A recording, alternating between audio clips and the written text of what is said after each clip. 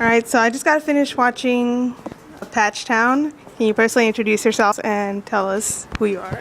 My name is Craig Goodwill, and I'm the director-producer of Patchtown.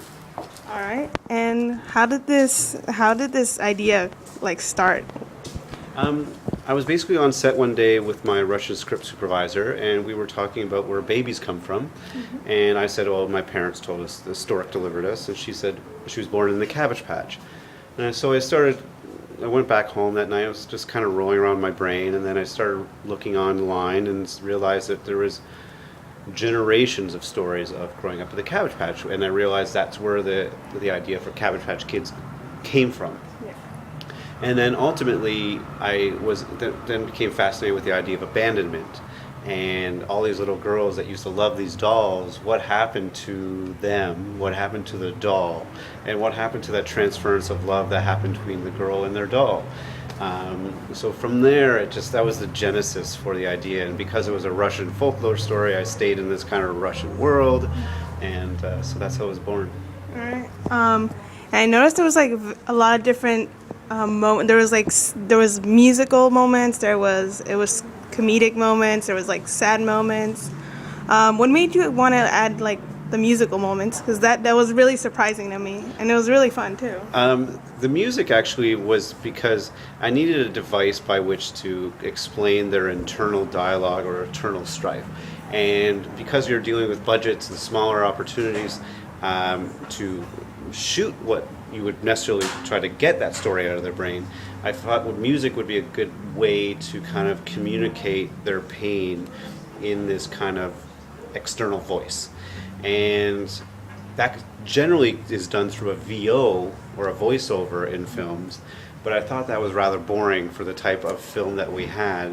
So I got our good friends Christopher Bond and Trevor Martin. They wrote the music for all the different pieces, and that really, some people don't like musicals, but I love it because I think it ultimately adds just a layer that you do not even expect coming out. Yeah, that's it took me by surprise too. Exactly, and then you're like, all right. Yeah, because then you're set up for anything, and that's the key, is that you have to be set up for anything with this film. So it was a pretty good film. Was there any moments that you really liked and enjoyed? I love the cabbage, pulling the fetus out of the cabbage. I love when he hits the girl with the trophy. I love the wide, big shots outside and stuff like that, because those are all animated. I just enjoy it. Every time I have to, I've watched it 5,000 times, and every time I watch it, I'm like, I did a good job. You know what I mean, for the small budget and coming out it looks like a nice big film, an old Disney film, and so that's what we're very proud of.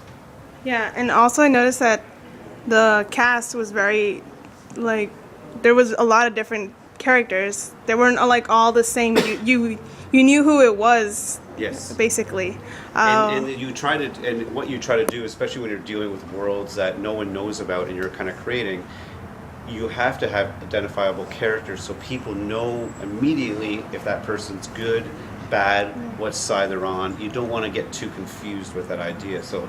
And we thought every character was an opportunity to go crazy. Each one of them had their own personality, which was really funny, because usually in other movies, it's always just the main character where it's focused on. And I noticed that this one, each one of them had a little personality, and you fell in love with each one of them, basically. Yeah. Even the bad guys. Oh, of course. And that's and the thing is that the short was very dark. It ended very darkly. And for me, I didn't want to necessarily end. I didn't want to, like every other film here, to end in some sort of dark, tragic moment. I always thought about that kind of journey to light from darkness, and it gives much more weight to that darkness to have light. So it would I wanted to end it with, something you could watch with your kids, or so. There's no, we had profanity in it originally, and then it just felt like it didn't need it. And felt like you're kind of stretching yourself a little bit too far. So we feel we're very proud of it. All right. So what made you choose, because I noticed it was kind of like a dystopian type of movie, and I really enjoyed dystopian type of movies. What made you choose that type of genre? Well, one, I wanted to set it in that Eastern European feel. Yeah. So that, and when you do that, you go with, I don't want to say stereotypes, but what people are accustomed to doing. So we knew by setting it in this kind of dystopian Eastern European world, people make those relations to like 1984 or V for Yeah, Vendetta, yeah. and all those kind of things. And then you know where you are. You know where the pain's coming from. You know where their imprisonment's coming from. And they're- it's so called the I setting, don't, too. yeah, I don't have to show you for you to know Yeah. it. So that's, we really relied on those different things. And then when we moved to the city, it's very much a commentary on like migrant workers and people having to find jobs and people seeing this other side as fearful, and they think that they're going to a better place, but in many ways they're not. So it's, you know, there's, as much as people think it's just a fun film, there's actually tremendous layers on every part of it. Also, there was like parts where it's like snowing and stuff. Was that like real snow? That's Was real it snow. Real snow? Yeah, that Wow, was it's the cold. one. Must have been cold. The one night we were outside and it was snowing. It's consistently stayed that snowing the whole time. It was beautiful. It actually wasn't that cold. It was that perfect kind of snow that you rarely get, and it just makes it look beautiful. All right.